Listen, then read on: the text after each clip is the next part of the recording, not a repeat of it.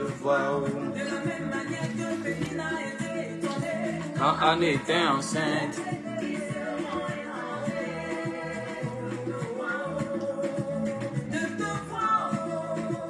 De te voir, oh. Yeah.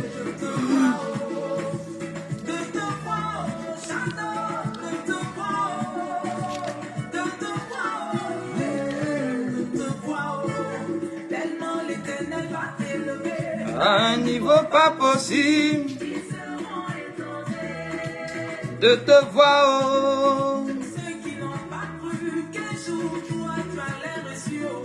Ils seront étonnés de te voir.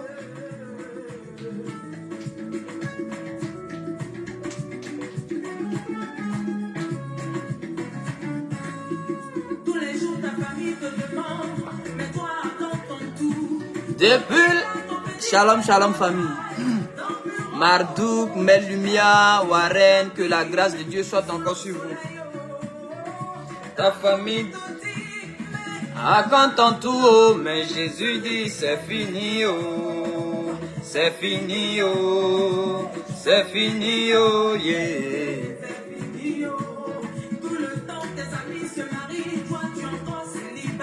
Et la grâce de Dieu te localise. Est-ce qu'on peut déjà commencer à donner des cœurs, des likes?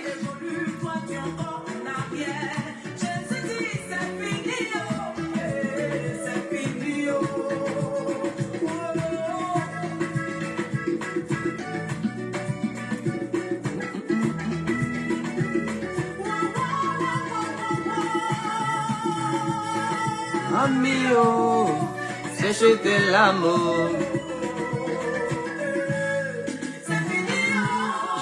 J'attends juste quelques minutes.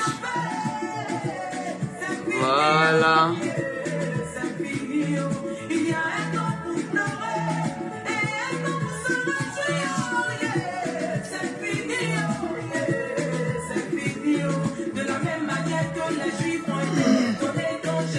Asnat Nguessan, Maman Mariette, Prophète Bali, que la grâce de Dieu soit encore sur vous.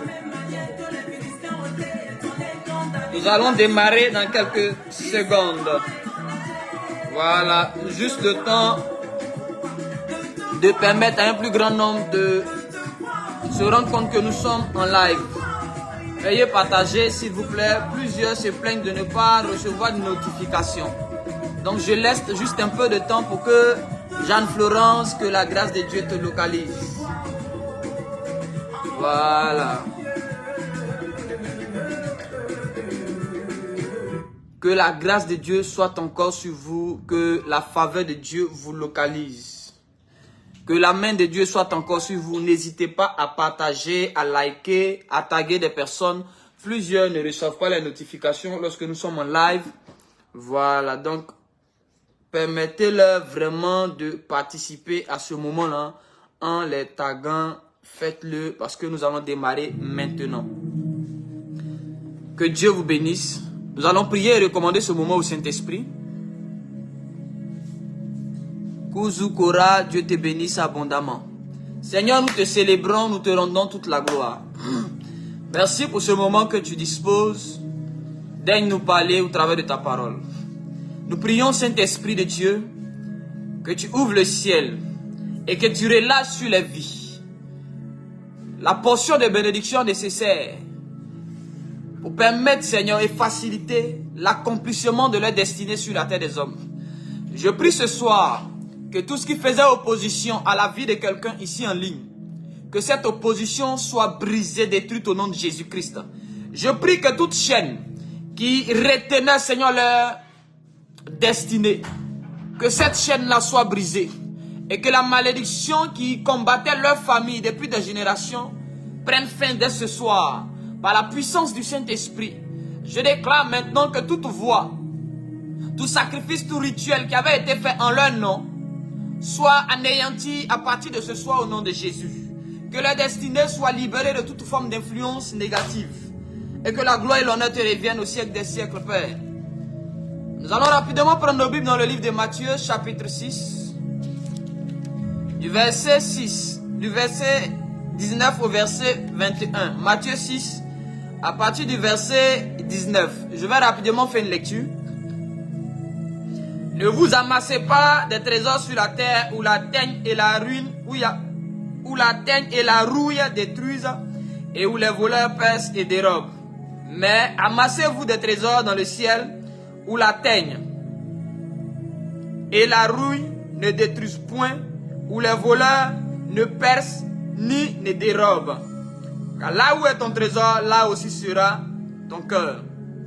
Dans d'autres versions, on vous dira où le ver, où les vers, la rouille et le voleur ne détruisent. C'est-à-dire que ce qu'on a appelé ici la teigne, dans d'autres versions de la Bible, on appelle ça la rouille ou les vers. On appelle ça les vers.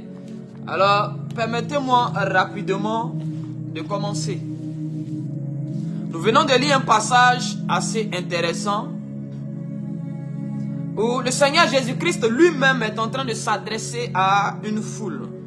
Et il leur dit ceci: ne vous amassez pas de trésors sur la terre où les vers, la rouille et le voleur pourront avoir accès à ces choses.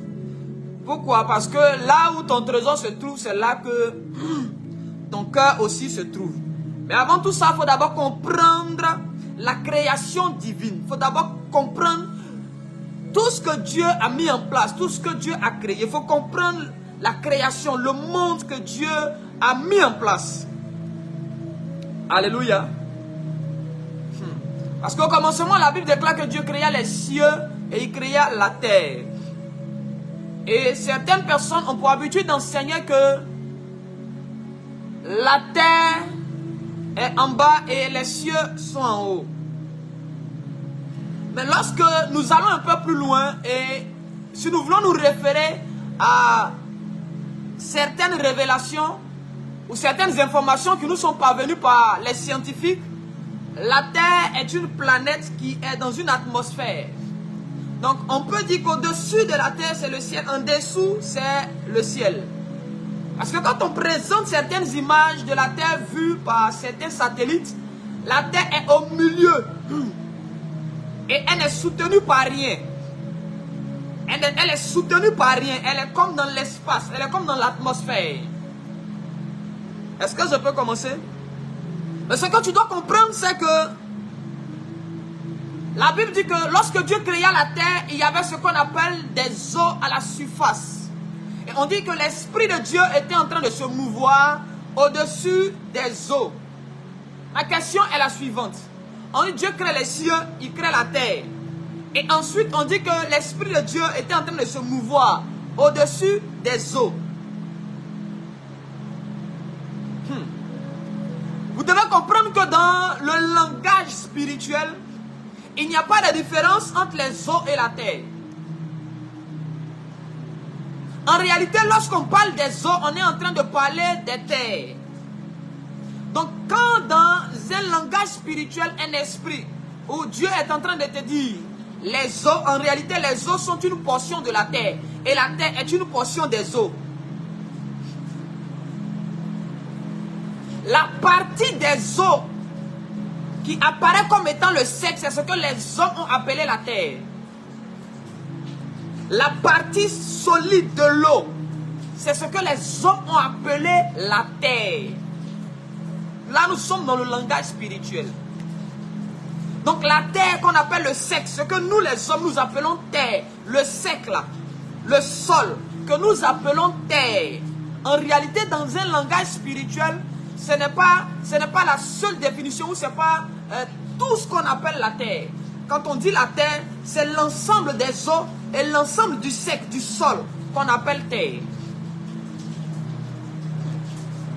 Et tu dois comprendre que ce que nous, en tant qu'êtres humains, là maintenant, ce que nous appelons terre, en réalité dans le langage spirituel, on appelle ça poussière. On appelle ça poussière. C'est pourquoi on dit que Adam est poussière et il retournera à la poussière. Son corps est poussière. On n'a pas dit que son corps est terre. On dit son corps est poussière. Parce que dans le langage spirituel, l'eau et la poussière mises ensemble, on appelle ça la terre. C'est pourquoi lorsque la Bible dit que Dieu sépara les eaux d'en bas des eaux d'en haut, tu dois comprendre que Dieu a donc séparé la terre d'en bas de la terre d'en haut. Et ce qu'on appelle communément deuxième ciel, c'est ce qu'on appelle la terre d'en haut. Donc la terre d'en haut est différente de la terre d'en bas. Écoutez-moi bien. Dans le langage spirituel, les nations sont symbolisées par de l'eau. Quand on parle des eaux, on parle des nations. C'est pourquoi on dit que la grande Babylone dans l'Apocalypse, elle est assise sur les eaux. Elle est sur une bête écarlate qui est assise sur les eaux. En réalité, ces eaux-là sont les nations. Donc, lorsque l'Esprit de Dieu, au commencement, était en train de planer au-dessus des eaux, est-ce que les eaux sur lesquelles l'Esprit de Dieu était en train de planer avaient différentes couleurs, avaient différents compartiments? C'était, si je peux le dire ainsi, une seule eau, mais qui se divisait et qui représentait dans le langage spirituel les nations qui devaient être créées plus tard. Donc lorsque l'Esprit de Dieu était en train de survoler les eaux entre griffes, en réalité l'Esprit de Dieu était en train de survoler les nations.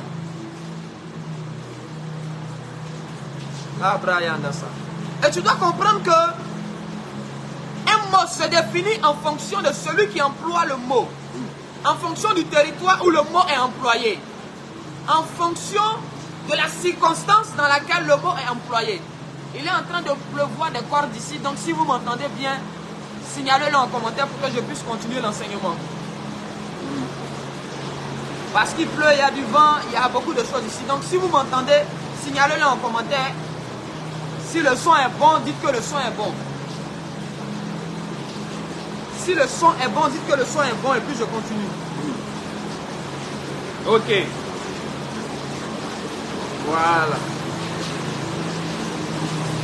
Vous devez comprendre une différence. Vous devez comprendre quelque chose. C'est qu'un mot ne se définit pas.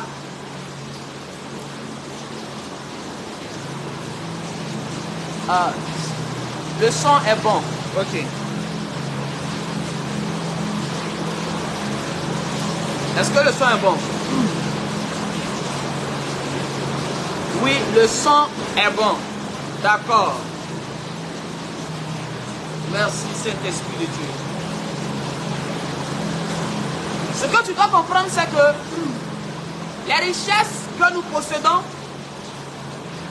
sont liées au territoire sur lequel ces richesses-là sont déposées. Parce que lorsque Jésus était en train de parler, il leur a dit, il dit, ne vous amassez pas des trésors sur la terre où les vers, la rouille et le voleur peuvent percer. C'est-à-dire que ne déposez pas ce qui vous est cher dans un territoire qui n'est pas protégé, dans un territoire qui n'est pas scellé, dans un territoire qui n'est pas scellé. Et l'une des choses que tu dois comprendre, c'est que les enfants de Dieu que nous sommes, nous avons accès à la terre qui est notre atmosphère dans laquelle nous sommes.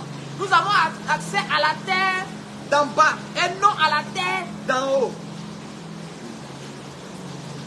Waouh, je vois Jeanne Florence qui dit on entend le son est bon, mais on entend aussi le bruit de la pluie. Est-ce qu'on continue?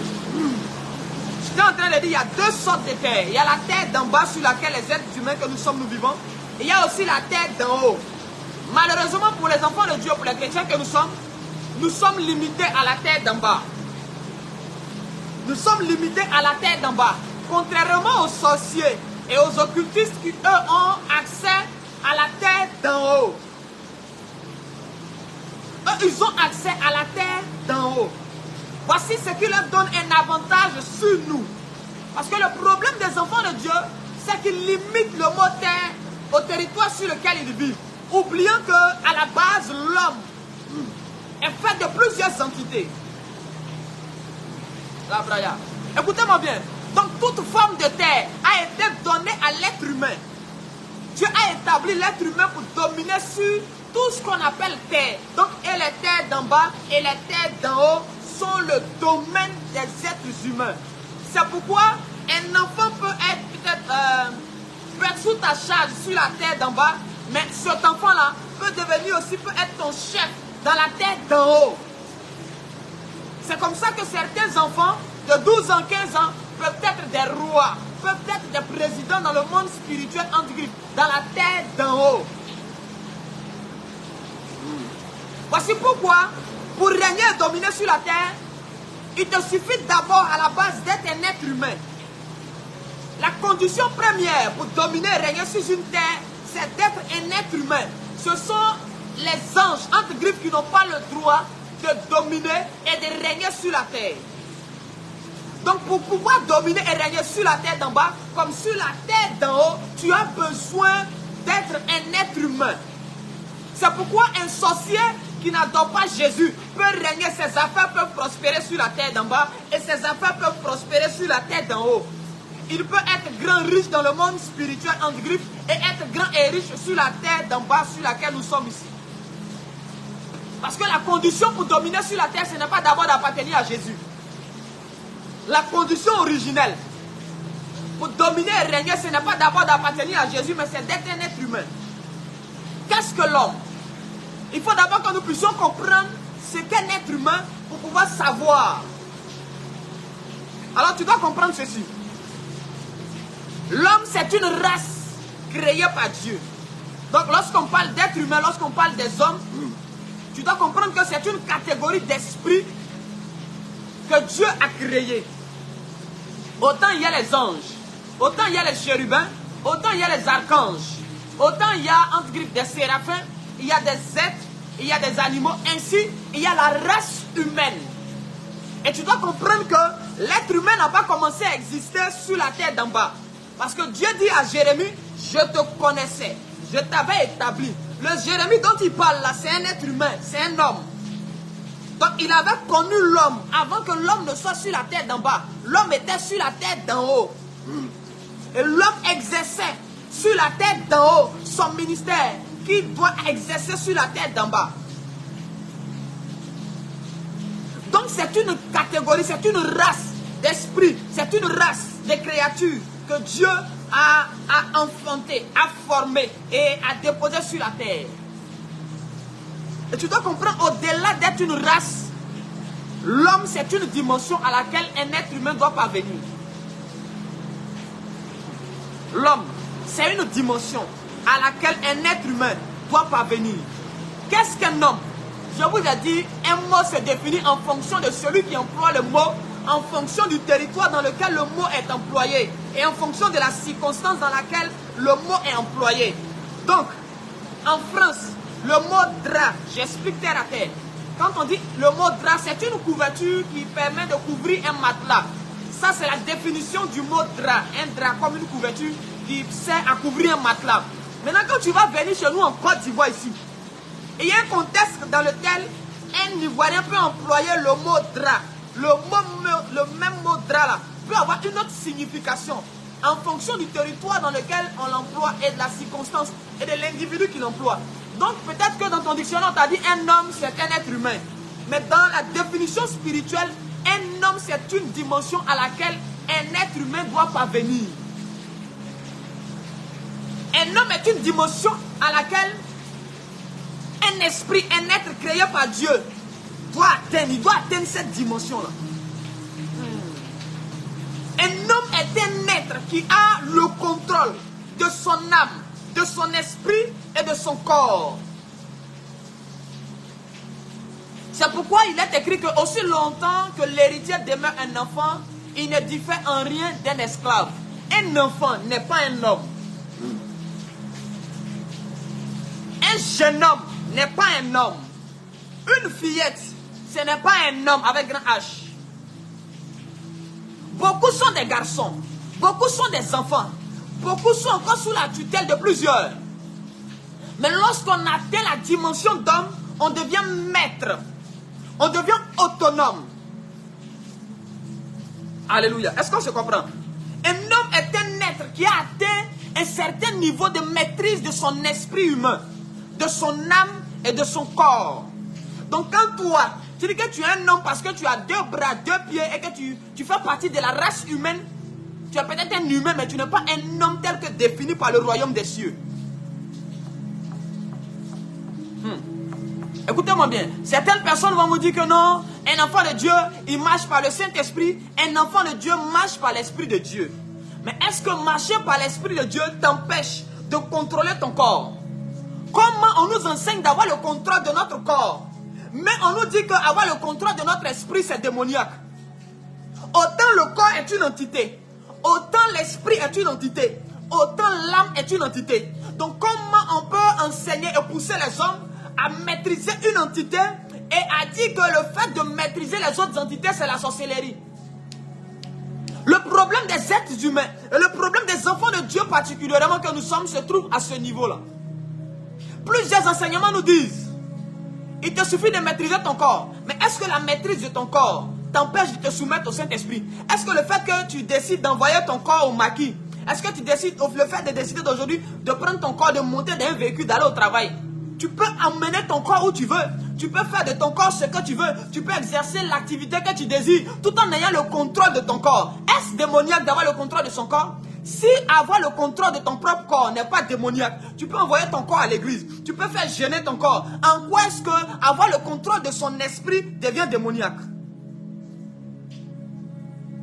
En quoi est-ce que avoir le contrôle de son esprit devient démoniaque? Ton corps, tu as son contrôle. Tu peux soumettre ton corps à la volonté du Saint-Esprit. Quand le Saint-Esprit te dit, mon fils, il faut fléchir genou, tu vas prier. Toi-même, tu fléchis genou, ton corps obéit. Tu pousses ton corps à se soumettre à la voix de l'Esprit que tu as entendu. Ne peut soumettre une entité que celui qui a le contrôle de cette entité.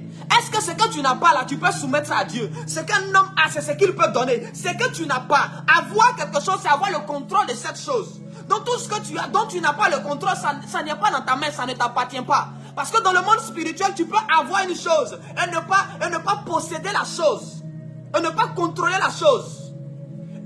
Écoutez-moi bien, dans le langage humain, quand on dit tu as quelque chose, c'est que ça t'appartient. Mais dans le monde spirituel, tu peux avoir quelque chose entre tes mains sans que cela ne soit pour toi. Sans que tu ne puisses contrôler la chose.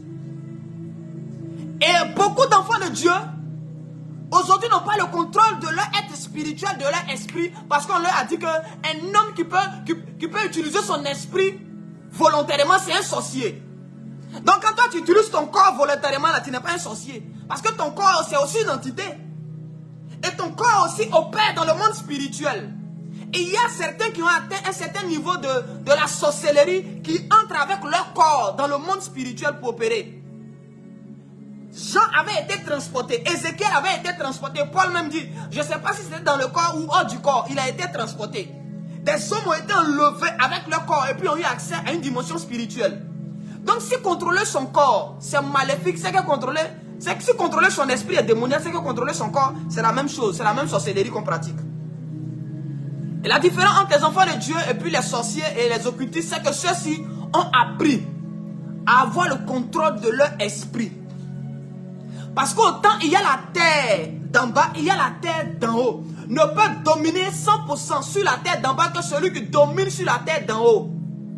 C'est parce que Jérémie était prophète sur la terre d'en haut que Jérémie aussi sur la terre d'en bas a reçu aussi le même ministère prophétique et il a eu l'impact qu'il a eu. L'impact que tu n'as pas eu sur la terre d'en haut, tu ne peux pas avoir cet impact-là sur la terre d'en bas. Pourquoi les sorciers règnent dans cette génération? Pourquoi ceux qui servent le diable sont-ils plus forts que plusieurs chrétiens? Tu peux prier du matin au soir. Ça ne va pas te donner la domination sur un sorcier. Aussi longtemps que l'héritier demeure un enfant, il ne diffère en rien d'un esclave. Peut-être que l'onction t'appartient. Parce qu'un héritier, c'est celui à qui un héritage appartient. C'est peut-être des biens. Donc tu es là, on te dit que tu reçois l'onction. Mais malgré l'onction là, la sorcellerie continue de dominer. Malgré les promesses, malgré ce qu'on te dit, ce qu'on voit sur toi. Les magiciens continuent de te dominer. Ils te lancent des flèches. Ils t'envoient toutes sortes de problèmes. Et tu es assis, tu es découragé. Tu te dis, où est Dieu? Dieu ne viendra pas se battre à ta place. Le problème des enfants de Dieu, c'est qu'on a semé dans leur cœur la crainte de contrôler leur esprit. Et les sorciers utilisent cela pour dominer et régner sur la terre d'en haut. Écoutez-moi bien. L'esprit d'un être humain peut se mouvoir sans avoir besoin forcément du corps de l'homme. Dans le fonctionnement de l'homme, L'homme est 3 entités, âme, esprit et corps. Mais tu dois comprendre qu'il peut arriver qu'un homme puisse utiliser son esprit, détacher son esprit de son corps pour certaines activités. Ce n'est pas de la sorcellerie. Je parle d'un homme qui a l'esprit de Dieu. Élisée avait laissé son corps dans un endroit et il utilisait son esprit. Excusez-moi. Il a utilisé son esprit pour suivre Géasi et pour voir ce que Géasi ferait. Voici pourquoi lorsque Géasi revient, Élisée lui demande où étais-tu? Géasi dit non, je n'ai pas bougé. Élisée dit pendant que tu étais en train de faire telle chose, mon esprit, il n'a pas dit mon corps. Élisée était le successeur d'Élie. Il connaissait la spiritualité. Il avait marché avec Élie pendant plusieurs années, pendant plusieurs saisons. Il avait été initié. Il avait appris certaines choses. Donc il peut laisser son corps quelque part. Et puis son esprit peut aller voir des choses. Son esprit peut aller entendre des choses. Son esprit peut aller faire des choses. Comment toi tu dors à Abidjan? Comment toi tu dors en France? On est en train de faire des réunions par rapport à ta vie, par rapport à ta famille, par rapport à tes affaires. Tu dors, ton corps dort, mais ton esprit aussi dort. Parce que celui qui n'arrive pas à maîtriser son esprit, ton esprit sera soumis à ton corps. Et lorsque ton corps va se coucher, ton esprit va se coucher. Le jour où ton corps est fatigué, ton esprit aussi sera fatigué. Le jour où ton corps va tomber malade, ton esprit aussi va tomber malade. Pourquoi? Parce que tu n'as pas appris à maîtriser ton esprit. De sorte que même quand ton corps devient faible, ton esprit demeure fort et puissant. De sorte que même si tu es handicapé, même si tu es couché, incapable de te lever, parce que ton corps n'a plus la force nécessaire, mais ton esprit doit continuer d'opérer. Parce qu'à la base, nous n'allons pas partir avec ce corps. Donc pourquoi est-ce qu'on est en train de nous pousser à nous attacher à ce corps, à prendre soin de ce corps, à maîtriser ce corps? Oh, ce n'est pas ce corps qui sera jugé, mais c'est l'esprit qui est dans le corps qui sera jugé. Comment l'entité en toi qui sera jugée? Tu n'as pas le contrôle de cette entité-là. C'est que tu n'as pas le contrôle de ta vie et de ta destinée.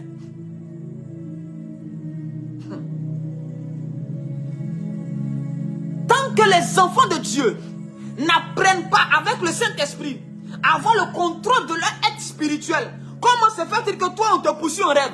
À quel moment on a commencé à te poursuivre? Quelles ont été les circonstances qui ont occasionné cette poursuite-là? Tu ne sais pas. Pourquoi? Parce que tu ne contrôles pas et tu ne maîtrises pas ton esprit. Du coup, ton esprit peut être utilisé par d'autres personnes à ton insu. C'est comme ça, beaucoup de personnes ne savent pas.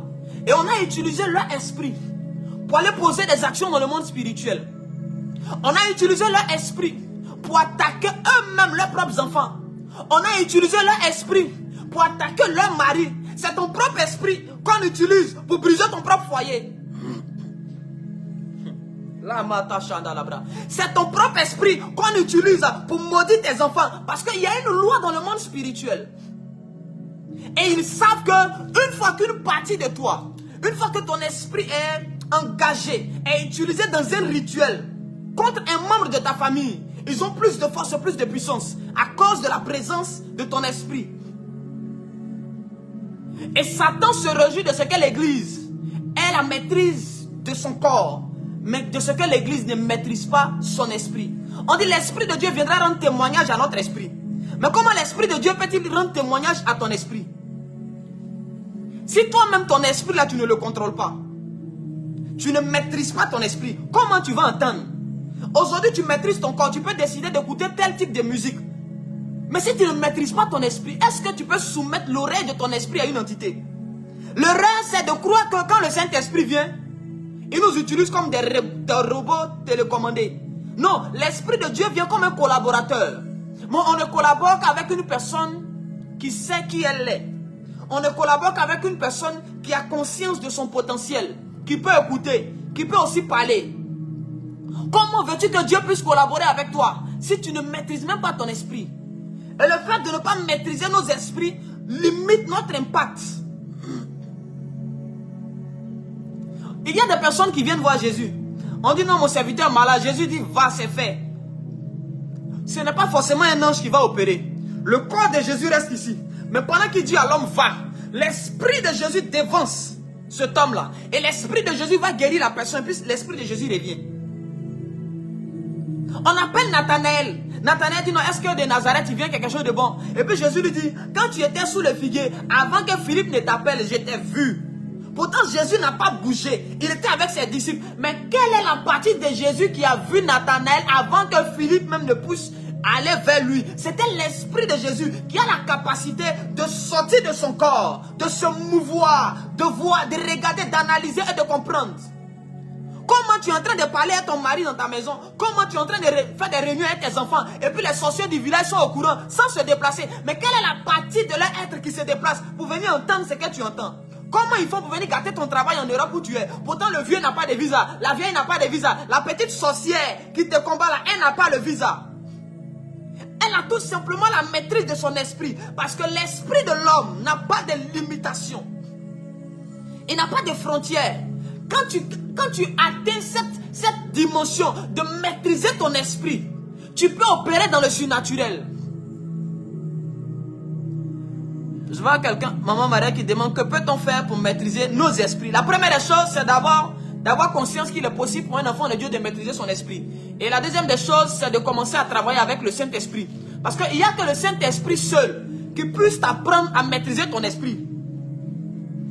Il n'y a que le Saint-Esprit seul qui puisse nous apprendre à maîtriser notre esprit. La plupart des inventions que vous voyez qui visent à améliorer le quotidien de l'être humain à travers le téléphone, l'ordinateur, tout ce qui est technologie, ce sont des facultés et des capacités de l'esprit dans le monde spirituel qu'ils reproduisent par des objets. Dans le monde spirituel, tu n'as pas besoin d'un téléphone. Ton esprit déjà est un moyen de communication. Donc c'est cette capacité de l'esprit à communiquer qu'ils ont pris et qu'ils ont transcrit dans le téléphone portable pour que les corps puissent s'adapter.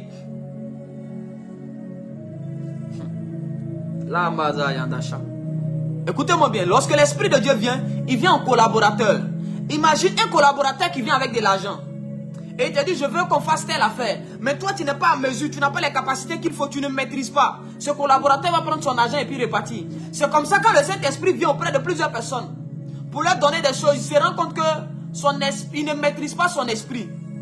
On ne confiera pas des choses saintes aux pauvres. Les pauvres, ce n'est pas forcément des personnes qui sont dans le péché, mais c'est aussi des personnes qui n'ont pas la maîtrise de leur esprit. Un homme qui n'a pas la maîtrise de son esprit est semblable à un porc dans le monde spirituel.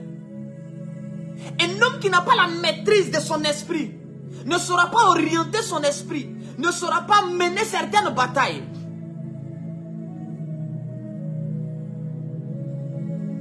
Voilà, je vois un moment Noémie qui dit cela peut s'accorder avec le fruit de l'esprit qui est la maîtrise de soi. Je suis d'accord avec. Parce que dans la maîtrise de soi, ce n'est pas que maîtriser son corps. Parce que dans le soi, il y a l'âme, il y a l'esprit et il y a le corps. Donc dans la maîtrise de soi, les gens pensent que la maîtrise de soi, c'est le fait de te fâcher. Et puis quand tu veux te mettre en colère, tu veux frapper l'autre. Et puis tu te retiens. Ce n'est pas ça seulement qu'on appelle la maîtrise de soi. Ça c'est la tempérance. Quand on dit maîtrise, on parle d'un maître.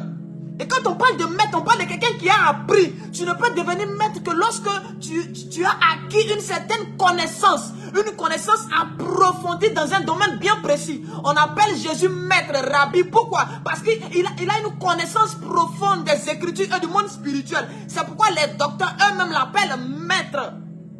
Donc pour avoir la maîtrise de soi, tu dois maîtriser ton âme. Maîtriser ton esprit. Et maîtriser ton corps. Donc celui qui ne maîtrise pas son âme, son esprit et son corps, le Saint-Esprit ne peut pas venir collaborer avec toi. Parce que le Saint-Esprit vient comme un collaborateur. Il ne vient pas comme un dictateur qui vient t'enlever tout ce qui est volonté. Il ne vient pas t'enlever ta volonté. Le Saint-Esprit, quand il vient, il voit, il te regarde et il te dit, mon fils, je souhaiterais que tu fasses ça. Parce que si tu commences à faire tel, tu vas recevoir tel. Il faut commencer à avoir de telles pensées. Il faut commencer à poser telle action. Et toi, consciemment, tu te soumets. Tu soumets ton esprit, tu soumets ton âme à la voix du Saint-Esprit que tu entends. Mais quand toi, tu contrôles ton corps seulement et que ton esprit, tu n'as pas le contrôle de ton esprit, tu n'as pas le contrôle de ton âme, tu es livré à Satan. Parce que tant que tu n'as pas atteint la maîtrise de soi, tu ne peux pas recevoir des richesses de la part de Dieu. Tu ne peux pas recevoir un certain niveau d'élévation de la part de Dieu. Ce n'est pas possible. On ne confie pas les choses saintes, les grandes choses aux pauvres. Et beaucoup d'enfants de Dieu sont en train de se plaindre. Ce n'est pas parce que ton corps se développe que Dieu est obligé de te bénir. C'est pourquoi on dit Dieu ne regarde pas l'apparence. En réalité, quand on dit Dieu ne regarde pas l'apparence, Dieu ne regarde pas la métamorphose de ton corps. Dieu ne regarde pas la beauté de ton corps. Mais Dieu regarde à la maîtrise de ton esprit que tu peux avoir. Parce que le monde terrestre est lié au corps, mais le monde spirituel est lié à l'esprit. Ce que tu ne peux pas conserver spirituellement, on ne peut pas te le donner physiquement. Parce que toute bénédiction physique se protège spirituellement d'abord. Ton mariage sur la terre s'est gâté parce que ton esprit n'a pas été en mesure de protéger ton mariage dans le monde spirituel. Ton enfant est mort sur la terre parce que ton esprit n'a pas été en mesure de protéger ton enfant dans le monde spirituel. La Braya. Comment est-ce qu'on envoie des personnes, des soldats pour attraper Élisée? Élisée n'a pas peur. Pourquoi Élisée n'a pas peur? Parce qu'Élisée a vu autour de lui des protecteurs spirituels.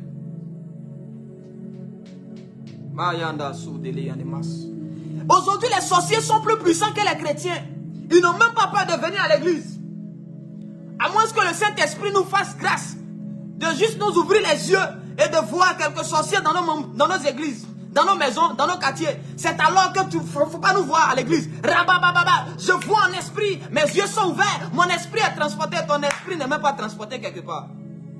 Le Saint-Esprit vient de t'accorder une grâce, toi qui n'as pas la maîtrise de ton esprit. Parce que si tu avais la maîtrise de ton esprit, tu allais être en mesure de voir. Parce que, écoutez-moi bien, le corps voit sur la terre, l'esprit voit dans l'invisible. Au-delà de la terre terrestre, l'esprit voit dans la terre céleste.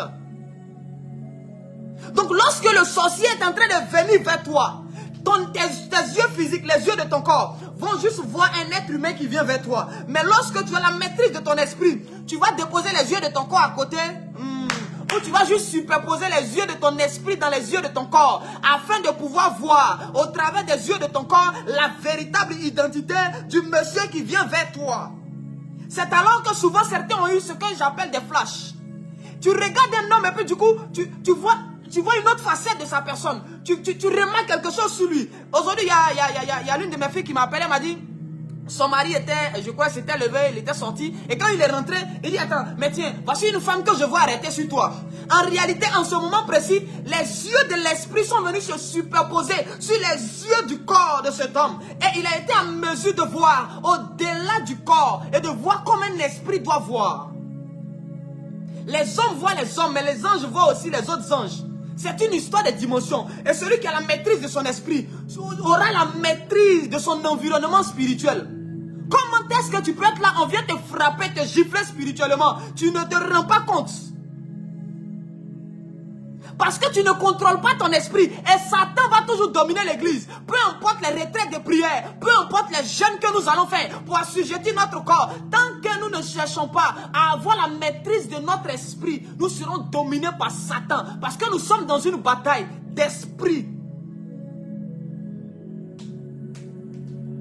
Nous sommes dans une bataille d'esprit.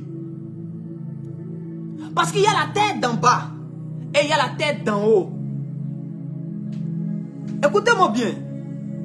Je ne suis pas en train de dire que le corps n'est pas important. Je suis juste en train d'attirer l'attention des enfants de Dieu sur la maîtrise de soi. Tu ne dois pas que contrôler ton corps. Tu dois aussi contrôler ton esprit. Et celui qui atteint la dimension de maître, c'est-à-dire que celui qui maîtrise son esprit sera en mesure de maîtriser aussi l'esprit d'autres personnes. Comment est-ce que les sorciers arrivent à maîtriser l'esprit de plusieurs femmes qui sont dans des foyers et poussent ces femmes-là au divorce, poussent ces hommes-là au divorce? Du coup, ton mari avec qui tu étais, tu te lèves un matin, tu ne l'aimes plus. Pourquoi? Parce qu'il y a quelqu'un qui a atteint un certain niveau de la maîtrise de l'esprit humain. Il est en train de maîtriser ton esprit parce que tu ne maîtrises pas ton esprit. Donc, on va maîtriser ça pour toi. Comme tu ne maîtrises pas ton esprit, quelqu'un va t'apprendre, va maîtriser ton esprit à ta place et va commencer à te pousser à poser certaines actions. Parce que ce que tu ignores, c'est que l'esprit a plus de force et de puissance que le corps. Donc l'esprit a la capacité d'assujettir le corps. L'esprit de l'homme a la capacité de prendre le contrôle du corps de l'homme. Donc celui qui contrôle ton corps ne contrôle pas forcément ton esprit. C'est pourquoi le corps de Job avait été attaqué. Mais comme Job était un homme qui maîtrisait son esprit, pendant que son corps souffrait, pendant que son corps était couché, pendant que les hommes disaient, à cause de son corps, étaient en train de le pousser à repousser Dieu, à abandonner Dieu. Job qui avait la maîtrise de son esprit, il a dit, ce corps-là va retourner à la poussière. Mais moi, Job, je suis un esprit. Mon corps peut tomber, mais mon esprit ne tombera pas. Mon corps peut cesser son adoration. N'est-il pas écrit que le temps vient où les véritables adorateurs adoreront le Père? Où ça? En esprit, en esprit. Pourquoi? Parce que les véritables adorateurs sont des hommes, sont des femmes qui ont la maîtrise de leur esprit, qui ont le contrôle de leur esprit. Même quand le corps ne peut plus, mais l'esprit continue de chanter, l'esprit continue d'adorer, l'esprit continue de célébrer, l'esprit continue d'offrir à Dieu des louanges, des adorations, des acclamations. Ils ne sont plus limités par le corps, ils ne sont plus soumis au protocole terrestre. La basundeli shakatabra, les rasundeli odema iseke. Ils ne sont plus soumis au protocole de la terre d'en bas. Mais là maintenant, ils opèrent dans une nouvelle dimension. Ils opèrent dans une nouvelle dimension. Leur esprit a la capacité de laisser le corps et de commencer à poser certaines actions. Et Job a dit, je continuerai d'adorer Dieu. Je continuerai de servir Dieu. Comment un paralytique peut-il adorer Dieu?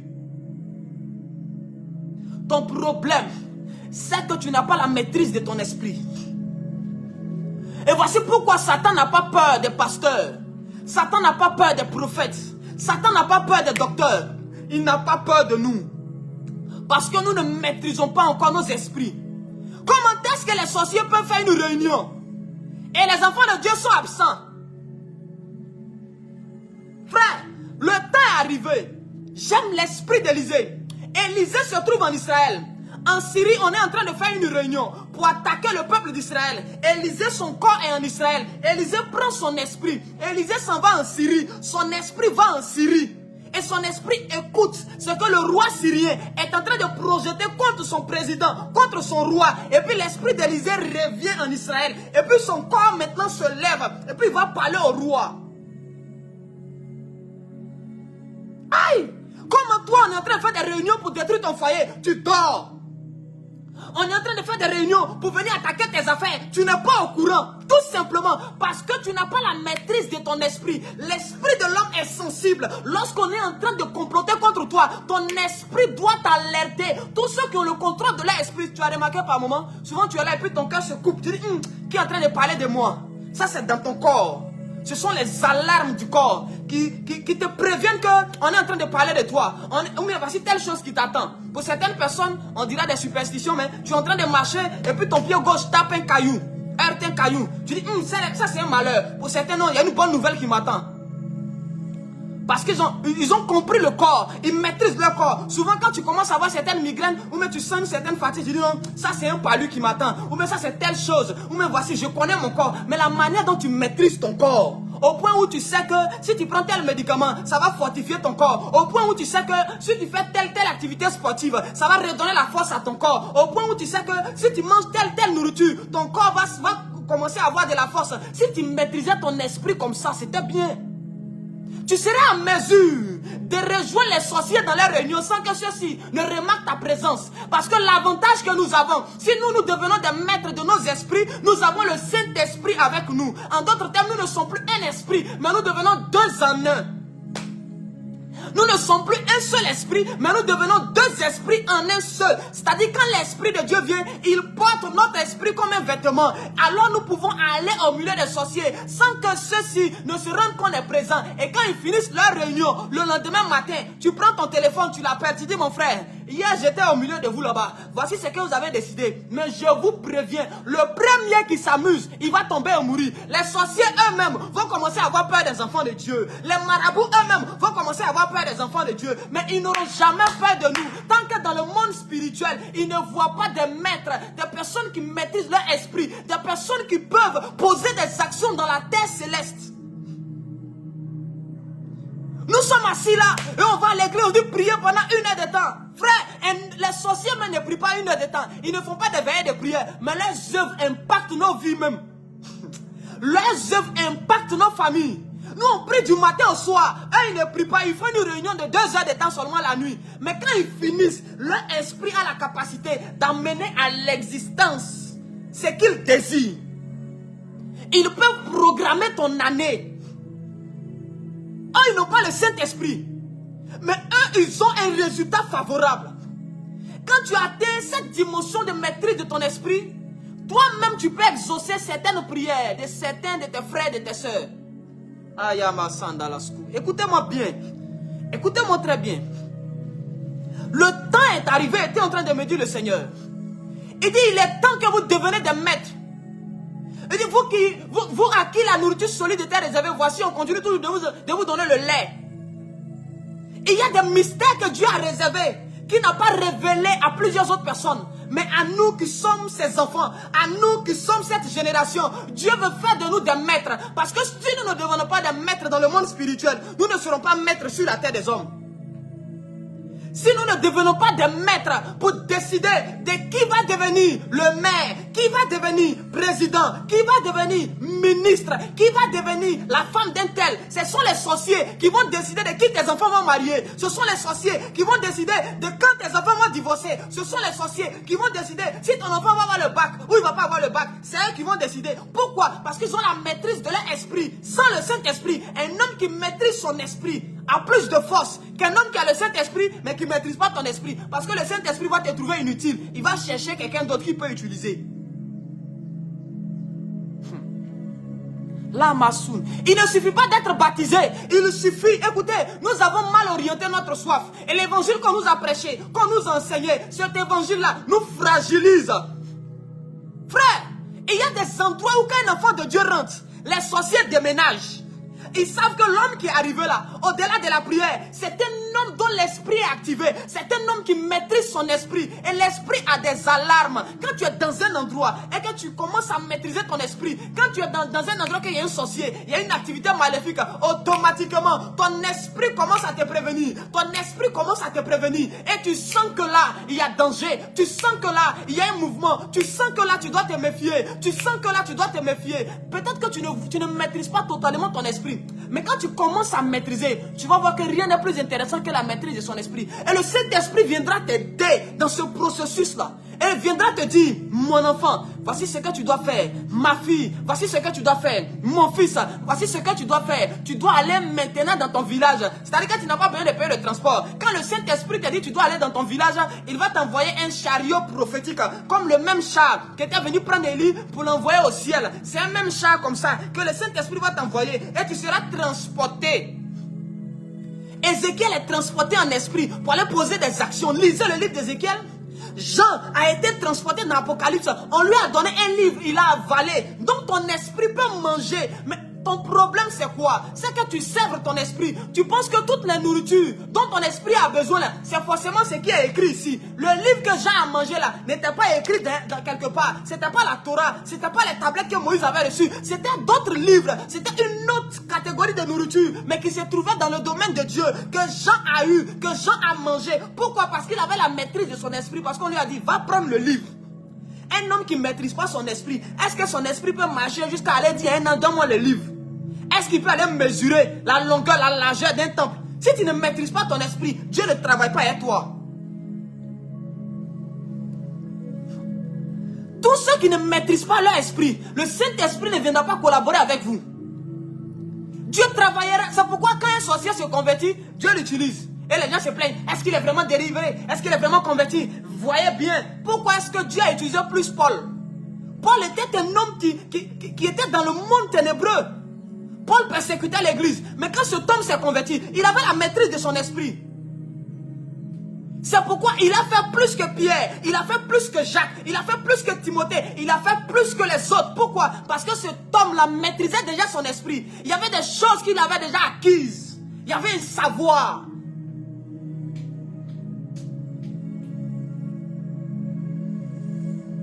Je vois quelqu'un qui demande comment... J'ai dit un peu plus haut que la maîtrise de son esprit, c'est quelque chose que tu dois demander à Dieu. Parce que c'est un apprentissage. Parce qu'on parle de maîtrise. Or, quand on parle de maîtrise, c'est qu'il y a une école. Il y a un maître qui doit t'enseigner pour que tu deviennes toi aussi maître. Donc, c'est le Saint-Esprit qui est l'enseignant par excellence. C'est pas un homme qui a te dit non, fais sortir ton esprit. Là, c'est la sorcellerie. C'est là la différence entre nous et puis les sorciers. Un sorcier, c'est son ami sorcier qui vient lui dire, fais sortir ton esprit. Fais ça, fais ça. Nous, c'est le Saint-Esprit qui vient nous montrer le chemin, qui nous apprend comment maîtriser notre esprit, qui nous apprend comment voir en esprit, comment entendre. Tu peux décider d'entendre où tu veux, quand tu veux, comme tu veux. Élisée avait décidé d'entendre en Syrie, il a entendu. Élisée avait décidé de voir Naaman, et puis Géasi, il les a vus. Donc quand tu maîtrises ton esprit, le Saint-Esprit travaille aussi avec ta volonté. Ta volonté aussi compte. Tu ne peux pas avoir accès au conseil de Dieu si tu ne maîtrises pas ton esprit. Parce que dans le conseil de Dieu, là, on apporte aussi son avis. On discute. Et puis on s'entend. Mais toi, tu es présent, tu ne sers à rien. C'est-à-dire que toi, tu es comme une statue dans le monde spirituel. On dit à réunion, tu es là comme ça, tu regardes tout le monde, les gens décident. Tu ne sais pas parler, tu ne sais pas voir, tu ne sais pas entendre. Dieu n'a pas besoin de telle personne dans son conseil. Dieu n'a pas besoin de telle personne dans son conseil. Dieu cherche des personnes qui maîtrisent leur être spirituel, leur esprit, et qui seront en mesure de dire aujourd'hui mon corps doit se reposer. Pourquoi vos corps se fatiguent? Toutes les prières que vous les faites dans le corps. Or le corps doit se reposer à un certain moment de la journée. C'est pourquoi Dieu a fait le jour, il a fait la nuit. En réalité, le jour est pour le corps et la nuit est pour l'esprit. Donc quand il fait nuit, normalement, un être qui maîtrise son esprit, son corps doit dormir et son esprit doit s'élever, commencer à prier, commencer à sillonner. Parce que si tu n'as pas atteint la maîtrise de ton esprit, tu ne sauras pas prier en esprit. Prier en esprit là, c'est pas faire ribababa, rakaba, ce n'est pas ça. Parler en langue, ce n'est pas prier en esprit. Je suis désolé. Voir en esprit, ce n'est pas parler en langue. Celui qui voit en esprit, c'est celui dont les yeux spirituels sont ouverts. Celui dont les yeux de l'esprit ont vu, ont la capacité de voir. Donc celui qui peut prier en esprit, c'est celui qui peut se séparer de son corps. Dont l'esprit entre dans une dimension spirituelle et peut commencer à dire des mystères là-bas. Là, tes voisins n'entendent pas, tes frères n'entendent pas, la sorcellerie n'entend pas. Mais pendant que tu bombades dans le monde spirituel, c'est comme des tonnerres, c'est comme des choses extraordinaires. On ne t'entend pas prier, mais on voit les résultats. Tu ne vois même pas les sorciers faire la sorcellerie, mais tu vois les résultats de la sorcellerie. Pourquoi? Parce que c'est dans l'esprit qu'ils le font. Tu peux dormir avec un enfant, il sort de son corps, il voyage, il s'en va, il finit d'opérer, il revient sans que tu ne t'en aperçoives. Pourquoi? Parce que son corps est couché auprès de toi, mais son esprit est allé travailler. Le temps est arrivé, le sorcier t'école, toi aussi tu t'écoles. La sorcière quitte son corps, elle quitte le village pour te trouver en Europe, elle quitte la ville pour te trouver au village, elle quitte son endroit pour venir vers toi. Pendant qu'elle est en train de venir vers toi, toi aussi tu es en haut là-bas et tu lui dis, Tati, Yaya, où est-ce que tu vas? Tu vas chez moi? Calme-toi, retournons chez toi. Frère, le temps est arrivé où on doit traumatiser les sorciers, traumatiser les sorcières. Les Rosicruciens sont en train de faire les réunions et puis tu apparais. Tu apparais dans la salle. Eux tous ils seront stupéfaits. Ils vont dire mais comment se fait-il? Souvent tu es dans ta maison et ils entrent dans ta maison à ton insu. Ils frappent tes enfants. Et puis 2 jours plus tard, ton enfant tombe malade. Tu dis, oh Seigneur, on l'a fléché depuis le village. L'esprit là est venu jusqu'à la maison. Et puis il a frappé ton enfant. Mais tu ne t'es pas aperçu de cela. Parce que les yeux de ton esprit étaient fermés. Comment est-ce qu'on fait pour venir voler tes grâces et tes faveurs? C'est parce que ton esprit dort. Parce que c'est un esprit, ils ont volé d'abord. Comment on peut te voler un esprit si toi tu es un esprit? Donc tous les hommes ne sont pas encore devenus des esprits. Il y a des hommes qui sont encore de la chair. Et nous devons monter dans la spiritualité en cette saison. Dieu a horreur des personnes qui ne savent que lire la Bible, mais qui ne maîtrisent pas leur esprit. Comment David peut tuer Goliath? Entre nous. Regarde le format de David. Regarde le format de Goliath. Comment David, un petit, peut-il tuer un ours et un lion? Entre nous. Bon, toi-même adulte, tu ne peux même pas t'amuser avec un lion. Tu penses que c'est avec son corps que David tuait l'ours et le lion? Tu penses que c'est avec son corps que David avait tué Goliath? Son corps bougeait, mais derrière le caillou, la tosali shakatabra, le caillou avait été lancé, mais ce que Goliath ne savait pas, c'est que derrière le caillou, l'esprit de David était en mouvement pour aller frapper le front de Goliath. David a quelle force est son corps? Parce que la force de ton corps est différente de la force de ton esprit. Quand tu atteins la dimension spirituelle, ton esprit a une force décuplée. C'est comme ça, un enfant de rien du tout peut te frapper dans le monde spirituel. Sur la terre ici, tu peux le frapper à cause de son petit corps. Mais lorsque vous entrez dans la sphère spirituelle, il est plus puissant que toi. Il est plus fort que toi. Frère, comment est-ce qu'on dit les héros de David? C'est des gens dont un seul, avec un coup de lance, il peut tuer 250 soldats. Ah, il se bat comment? Quelle est cette qualité de lance? En réalité, c'était des hommes qui avaient la maîtrise de leur esprit. Lorsqu'on vient même ici en Afrique et qu'on parle de Sundiata Keita et qu'on parle de Soumonguru Kanté, ce sont des hommes qui ne se battaient pas qu'avec le corps, mais ils se battaient avec leur esprit aussi. Avant que le corps ne se batte, les esprits se croisent dans la dimension spirituelle et mènent le combat d'abord. Comment un féticheur peut-il prédire le score d'un match avant que celui-ci ne soit joué sur la terre? C'est parce que le match a déjà été joué dans le monde spirituel. Frère, c'est toi qui penses que tout se règle par les prières de minuit à 6 heures. Comment Jésus dort alors que les vents sont en train de souffler? Comment il dort? Comment Jésus dort? Comment il dort dans la barque alors que les vents et la tempête se lèvent contre la barque? Et quand il se lève, il dit: homme de peu de foi, vent, tempête, calmez-vous. Il se taise. Comment se fait-il? Frère, écoutez-moi bien. Ce que les disciples ne savaient pas, c'est que Jésus était en train de communiquer avec les esprits des eaux. Et c'est leur conversation là qui provoquait tous ces mouvements des eaux et du vent. Donc quand il sort de son sommeil, c'est-à-dire quand il sort de la dimension spirituelle, il vient dans son corps. Il a dit: calmez-vous, c'est bon, fin de la conversation. Il se taise. Nous sommes des fils de Dieu. Dieu lui-même est un être spirituel. Il est hors de question que tu te réclames enfant de Dieu si tu ne deviens pas maître de ton esprit. Le pasteur qui t'enseigne que contrôler son esprit c'est la sorcellerie, dis-lui que le fait qu'il contrôle son corps aussi c'est un démoniaque.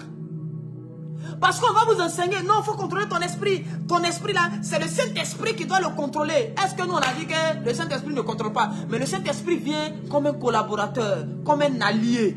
Il ne vient pas tout faire à ta place.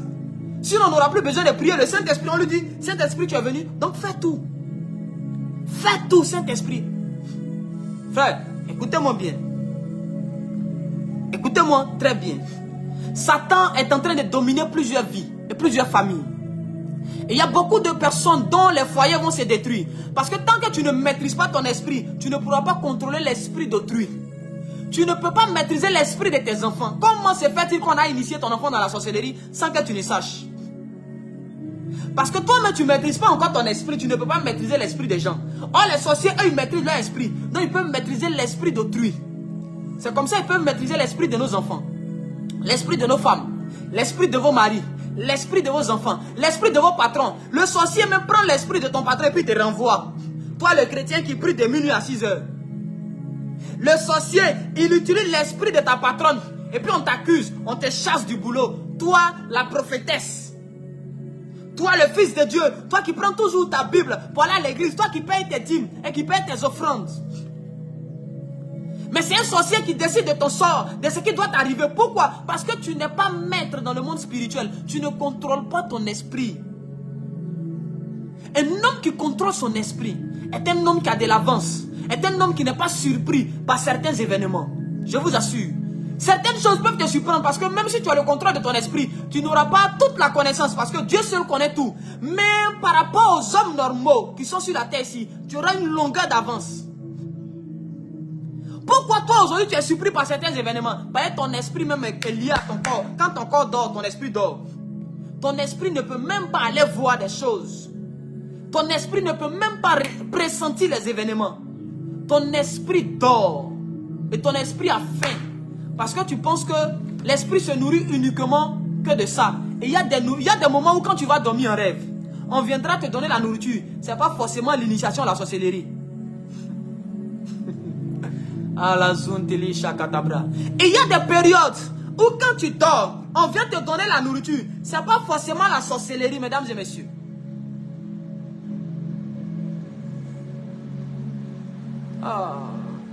Je vois quelqu'un qui n'a pas compris ce que j'ai dit.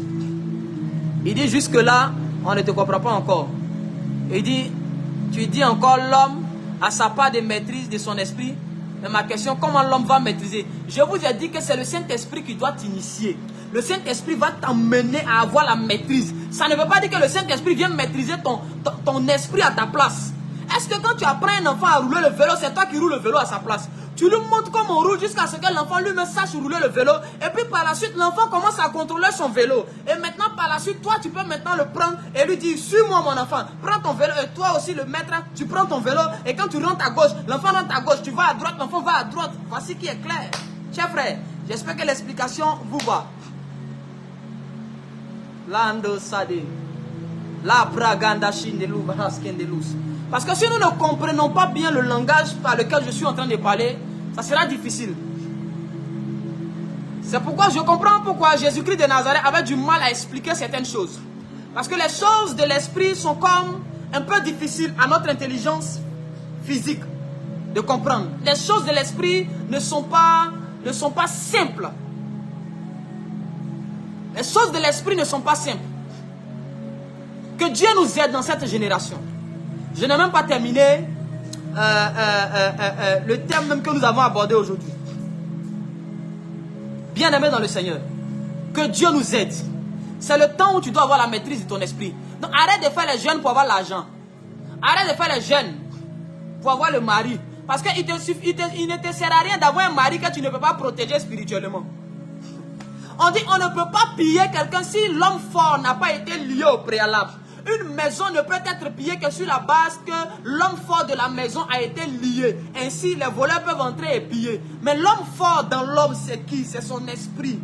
L'esprit de l'homme est le muscle de l'homme. Donc, si ton esprit n'est pas en mesure de résister aux assauts des mauvais esprits, on va venir dépouiller ta vie de certaines choses. Tu auras eu le foyer, mais le foyer te sera ravi. Tu auras eu l'enfant, mais l'enfant te sera enlevé. Tu auras eu le boulot, mais le boulot te sera enlevé. Pourquoi? Parce que tout simplement, tu n'as pas la maîtrise de ton esprit pour pouvoir combattre et pour protéger, pour garder ce que tu as reçu de Dieu. Vous voulez que Dieu vous accorde beaucoup de choses. Une grande onction demande aussi à ce que l'esprit qui reçoit cette onction-là soit actif et conscient dans le monde spirituel. La grande onction que Dieu a donnée à plusieurs personnes, des esprits, des eaux sont venus voler cette onction-là. On avait donné à plusieurs le voyage, mais d'autres esprits sont venus leur arracher le voyage. Certains avaient eu le foyer, d'autres même ont des grossesses. Mais quand ils tombent enceintes, on vient enlever l'enfant et la grossesse tombe. On dit c'est le ventre chaud. Mais comment se fait-il que l'enfant entre et puis après l'enfant ressort? Qui fait sortir l'enfant? Ce sont des esprits qui viennent et qui viennent retirer l'enfant de ton sein. Mais parce que toi, ton esprit n'est pas conscient, n'est pas actif, tu ne maîtrises pas ton esprit. Donc du coup, tu ne peux pas combattre ces esprits-là le jour où ils viennent enlever ton enfant dans ton ventre. Donc toutes les choses que nous demandons, certaines choses, Dieu ne va plus nous les donner, tout simplement parce que nous n'avons pas la maîtrise de notre esprit pour pouvoir protéger ces choses-là. Ça sera donné, livré à Satan certaines armes qu'il pourrait utiliser contre nous. On avait donné à Adam un manteau qui lui permettait de dominer, de régner sur la terre. Il a mal géré. Satan est venu prendre le manteau là. C'est par ça que le gars est en train de dominer aujourd'hui. Sinon Satan, écoutez-moi bien. La logique voudrait que tout homme qui se sépare de Dieu s'affaiblisse. Tout arbre qui est déraciné finit par mourir, sécher. N'est-ce pas? Donc le fait que le diable se soit séparé de Dieu, ce qui veut dire que chaque jour il s'affaiblit. Chaque jour il s'affaiblit. Chaque jour lui et ses démons s'affaiblissent. Mais d'où vient le fait que ceux-ci la gagnent en force? D'où vient le fait que les sorciers, les démons continuent de croître en puissance, en autorité? En réalité, ils viennent voler l'autorité que certains enfants de Dieu viennent obtenir dans la présence de Dieu. Donc quand toi tu commences à prier, Seigneur bénis-moi, Seigneur donne-moi l'autorité pour chasser les démons, donne-moi l'autorité pour faire ceci, cela, donne-moi l'onction, Satan est assis, il te laisse. Dès que l'onction est libérée sur ta vie, net, les démons là viennent. ils te mettent d'un petit péché. Et puis ils prennent la bénédiction, ils prennent l'onction. Et eux, ils vont aller utiliser. Parce que l'onction, c'est une énergie. L'onction, c'est une force que n'importe qui peut utiliser selon sa volonté. C'est pourquoi il y a des gens qui vont prier et puis Dieu leur donne l'onction. Ils viennent, ils te mentent, ils te disent non, je prophétise pour toi, tu dois me donner l'argent. Ils vendent l'onction. Ils utilisent la bonne onction pour faire ce qui est mauvais. C'est comme ça Satan utilise la bonne onction de beaucoup d'enfants de Dieu pour accroître sa puissance, sa domination, pour accroître son règne dans la vie de plusieurs familles. Donc souvent c'est le chrétien de la famille même qui alimente les esprits de famille. Est-ce que je peux commencer à dire quelque chose? Souvent c'est le chrétien de la famille. C'est son onction que les esprits de la famille la utilisent. Donc quand le chrétien de la famille va jeûner, quand il finit de jeûner, et puis il vient, il commence à être méchant, il commence à pécher, il vit dans tout ce qui est impudicité, impureté, adultère, fornication, l'onction qu'il allait recevoir, la grâce qu'il allait recevoir, les esprits de famille là vont venir prendre ça. Et puis ils vont utiliser ça, eux, contre les membres de la famille. Contre les membres de la famille. Ils vont utiliser l'onction du pasteur de la famille, contre les membres de la famille. Parce qu'ils sont liés à cette famille-là. Donc tout ce qui appartient à un membre de cette famille, ça leur appartient aussi. Même l'onction aussi, ça leur appartient. Même l'autorité sur les esprits, ça leur appartient. Même la connaissance, ça leur appartient. C'est comme ça certains esprits de famille vont utiliser la connaissance que certains membres de nos familles ont pour égarer plusieurs, pour les convaincre et puis les détourner. Et puis les détourner. Beaucoup souffrent aujourd'hui. Beaucoup souffrent aujourd'hui. Parce qu'on nous a dit, un enfant de Dieu, tu dois seulement prier. Le Saint-Esprit fera tout. Le Saint-Esprit ne fera pas tout. Mais le Saint-Esprit fera tout avec nous. C'est différent. Le Saint-Esprit fera tout avec nous est différent du Saint-Esprit fera tout. Parce que le Saint-Esprit fera tout, c'est comme si l'homme n'a plus rien à faire. Mais il vient comme un collaborateur. La Bible dit, il vous conduira. On ne conduit pas quelqu'un qui ne suit pas. On conduit quelqu'un qui te suit. Quand on parle de conduite, on dit il vous conduira. Donc l'Esprit de Dieu est devant. Il nous montre comment faire, quel chemin emprunter, quelle stratégie adopter. Le problème des enfants de Dieu, ils pensent que l'Esprit de Dieu est venu pour tout faire à leur place. Et puis ils sont assis là. Non, le Saint-Esprit va faire. J'envoie le feu dans mon village. J'envoie le feu, frère. Laisse l'histoire d'envoyer le feu dans le village. Va dans le village toi-même. Va dans le village toi-même. Va déterrer les choses toi-même. Il y a certaines choses que les anges ne feront pas à notre place. Pourquoi? Parce que quand les anges veulent te voir grandir spirituellement, ils vont eux-mêmes se désengager dans certains domaines de ta vie afin de provoquer une prise de conscience dans ton esprit. Et que tu te dises non, mais ça normalement je peux le faire. Ça normalement je peux le faire. Seigneur, donne-moi la capacité de faire. La machine de l'os. Combien d'enfants de Dieu n'ont pas accusé Dieu? Seigneur, jusque-là, même Moïse, quand Dieu s'est révélé à Moïse, il a le bâton dans sa main. On a dit à Moïse, prends tes 2 pieds, va, toi-même tu vas parler à Pharaon. Dieu n'est pas allé parler à Pharaon directement, mais il a utilisé Moïse pour parler à Pharaon. Même quand l'Esprit est descendu sur Pierre, il a fallu que le Saint-Esprit dise à Pierre, sors et puis parle à cette foule-là. Pierre est sorti, il a obéi. On a dit à Pierre, sors, va chez Corneille, va lui parler. Pierre a obéi. Est-ce que c'est l'Esprit de Dieu qui allait parler à Corneille? C'est pas le Saint-Esprit qui allait en même temps commencer à imposer les mains à Corneille. Il a commencé à recevoir des choses.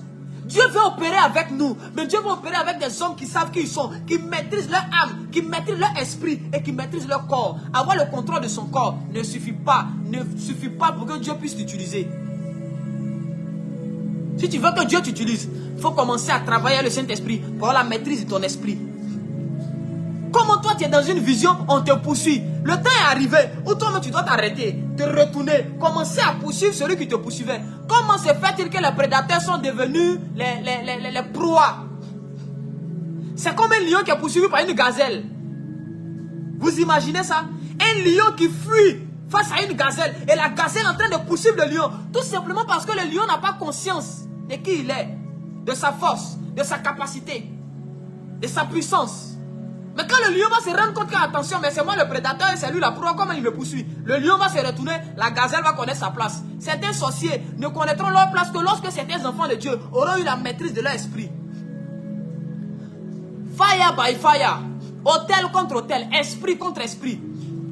Tu ne peux pas venir te battre dans le corps. Comment Paul peut-il dire, nous n'avons pas à combattre la chair et le sang, mais ce sont les principautés. Bon, tu vas combattre les principautés, si ce n'est pas par la chair et le sang. C'est-à-dire que ton corps et puis ton sang n'ont rien à voir dans cette bataille. C'est ton esprit qui doit se battre contre les principautés là. Les principautés, ce sont des entités, des esprits spirituels. Tu vas les combattre comment? On dit que ce n'est pas dans le sang et dans la chair. Ce n'est pas par la chair et par le sang. C'est-à-dire que ce n'est pas un combat qui se fait dans ce corps. C'est un combat qui se fait hors du corps. Maintenant, les combats qui se font hors du corps, toi, tu veux les faire dans ton corps. Oh non, Seigneur, j'ai prié jusqu'au petit matin, je ne vois rien. Laisse ton corps dormir. Dans cette dimension de combat-là, ton corps doit dormir. Jésus veut aller dans un endroit où les pères ont été emprisonnés. Il dit, il faut que mon corps repose d'abord dans un cimetière. Il faut que mon corps soit déposé dans un tombeau afin que mon esprit puisse aller au plus profond pour dire aux anciens qui sont là-bas, sortez, sortez, Abraham, soyez libérés, Jacob, sortez, Salomon, David, sortez de là, ressuscitez d'entre les morts, Élie, Élisée, sortez de là. Et il y a des combats que tu fais dans le corps. Voici pourquoi tes prières sont sans effet. Tu ne peux pas combattre les principautés dans le sang et dans la chair. Tu dois laisser ton corps dormir. Et ton esprit doit s'élever. Ton esprit doit s'élever. Et ce sont ces choses que les sorciers ne veulent pas que les gens prêchent. Ce sont ces vérités pour ouvrir les yeux du peuple de Dieu que les sectes occultes ne veulent pas que les gens prêchent. Et quand tu commences à avoir de tels messages, on vient restreindre ta page. On vient attaquer ton Facebook. On vient limiter la visibilité. On vient bloquer ta page. Est-ce qu'on peut commencer à partager, à me donner des likes? Est-ce qu'on peut commencer à partager dans plusieurs groupes, s'il vous plaît? Partagez-moi dans plusieurs groupes, s'il vous plaît. Faites l'œuvre d'un évangéliste ce soir. Partagez dans 10 groupes, dans 15 groupes, dans 20 groupes, dans plusieurs groupes pour permettre à plusieurs personnes de recevoir aussi cette connaissance que le Saint-Esprit a bien voulu nous accorder ce soir. Qu'avons-nous fait pour avoir cette connaissance? On n'a pas payé, il nous a fait grâce. Donc partageons massivement. Partageons massivement. Dieu veut que tu aies le contrôle de ton esprit. C'est parce que Pierre n'avait pas le contrôle de son esprit. Quelqu'un, il a vu la nappe venir, il a eu peur. Il dit non, ce sont des animaux impurs. Dieu dit que depuis quand toi tu déclares impur, c'est que moi Dieu je déclare pur. Ah, Katalaza. Parce que dans le monde spirituel, tu dois, quand ton esprit est éveillé, quand ton esprit, tu as la maîtrise de ton esprit, tu es toujours à jour dans les changements que Dieu opère. C'est-à-dire que quand Dieu décide d'opérer d'une telle manière, ton esprit est alerté. Il y a une mise à jour automatique qui se fait dans ton esprit. Et tu sais que face à telle situation, avant peut-être qu'on pouvait opérer d'une manière, mais d'une autre manière, voici comment maintenant on opère. Martine Sokouri dit, j'ai partagé dans 10 groupes, que la grâce de Dieu te localise et que le Saint-Esprit vienne à toi pour te donner d'avoir maintenant le contrôle de ton esprit. Au nom de Jésus, je proclame que toute équipe maléfique qui s'était levée contre ta vie soit foudroyée au nom de Jésus-Christ. Écoutez-moi bien, il est d'autant plus important dans cette génération. Comment tes enfants vont à l'école? Tu ne sais pas ce qui s'y passe. L'enfant était intelligent, mais arrivant en 3e, l'enfant a décidé de ne plus aller à l'église, de ne plus aller à l'école. Il a décidé, l'enfant ne suit plus les cours. Que s'est-il passé? Il y a un esprit qui a pris le contrôle de l'esprit de ton enfant et qui contrôle son corps. Mais c'est parce que toi, tu ne maîtrisais pas ton esprit. Betty Yamego dit, moi aussi j'ai partagé. Toutes les personnes qui ont partagé, qui sont en train de partager, que la grâce de Dieu vous localise. Je prie que Dieu ouvre pour vous les écluses des cieux et que Dieu relâche des bénédictions et que le ciel et la terre s'accordent pour vous favoriser au nom de Jésus-Christ de Nazareth. Le temps est arrivé où les enfants de Dieu doivent devenir des maîtres. On dit l'esclave est sur le cheval, le maître est à terre. Qu'est-ce que ça veut dire? Être sur un cheval, c'est être en hauteur. Être sur la terre, c'est être charnel. Salomon est un grand esprit. Et lorsqu'il dit, j'ai observé quelque chose sur la terre, sous le soleil, j'ai vu l'esclave sur le cheval et le maître à terre, le prince à terre. En réalité, le prince devait être en hauteur. En d'autres termes, les enfants de Dieu que nous sommes, c'était à nous d'avoir le contrôle du monde spirituel. Donc quand tu dis non, le monde de la sorcellerie, tu dois avoir honte de dire qu'il y a un monde de la sorcellerie. C'est comme s'il y a une portion de terre que les sorciers ont pris en otage dans le monde spirituel. Et à partir de cette portion de terre-là, ils opèrent contre nous sur la terre. Donc où est la portion de terre qui appartient aux enfants de Dieu dans le monde spirituel? Où est le monde des enfants de Dieu dans le monde spirituel? S'il y a le monde des sorciers dans le deuxième ciel, il doit y avoir aussi le monde des enfants de Dieu dans le deuxième ciel. si eux aussi peuvent prendre un territoire par la force et dire ici, c'est la sorcellerie qui règne, où est l'assemblée des fils de Dieu dans le deuxième ciel? La manière dont on peut saisir nos corps et puis payer un terrain sur la terre des hommes, construire une église sur ce terrain-là. Ainsi, dans le monde spirituel, il nous faut nous établir dans des sphères spirituelles. Il nous faut prendre le contrôle de certains territoires spirituels. Mais est-ce que ton esprit peut prendre le contrôle d'un territoire si toi-même tu ne maîtrises pas ton esprit? Est-ce que nous pouvons prendre des territoires spirituels? Tu ne peux pas récupérer ce qu'on t'a volé. Parce qu'on t'a volé ça en songe. Toi, tu vas aller récupérer ça comment? C'est dans l'esprit on t'a volé. Maintenant, tu ne contrôles pas ton esprit. Tu es là maintenant. Seigneur, que les anges ramènent. Aucun ange ne ramènera quoi que ce soit. Demande à Abraham. Abraham qui reçoit les anges chez lui là. Quand ils ont volé Lot, quand ils sont allés faire la guerre, ils ont pris Lot en otage. Abraham lui-même s'est levé. Il allait chercher son neveu. Un ange n'est pas allé le chercher à sa place. Il y a des choses que les anges ne feront pas. Parce que l'homme lui-même a reçu de Dieu les capacités, les habiletés nécessaires pour opérer dans cette dimension et pour récupérer certaines choses. Pourquoi Dieu n'est pas venu tuer Goliath à la place de David, à la place de Saül? Il a fallu qu'un homme se lève. Donc il y a des batailles dans lesquelles tu ne peux pas dire à un ange, va-t'en. Les anges là, ils sont... Les anges là, écoutez-moi bien. Hein. Les anges que vous voyez là, ils ont leur volonté propre à eux. Si les anges n'avaient pas de volonté, Satan n'allait pas se rebeller. Et lui-même là, c'était un ange. Entre griffes, d'autres disent chérubin. Les anges ont leur volonté. Donc quand toi tu te lèves, tu penses que pour être gêné, tu peux te mettre là. Seigneur, que tes anges partent prendre la bénédiction, qu'ils me ramènent ça au nom de Jésus. Les anges même te regardent, tu te prends pour qui? Toi tu te prends pour qui pour nous envoyer nous? Tu comptes sur quoi? Tu comptes sur quoi pour nous envoyer? Demandez à Abraham. Seigneur, ils ont pris Lot. Seigneur, Lot. Dieu lui a dit, si tu ne prends pas des gens pour aller libérer Lot là, il ne faut pas compter sur moi.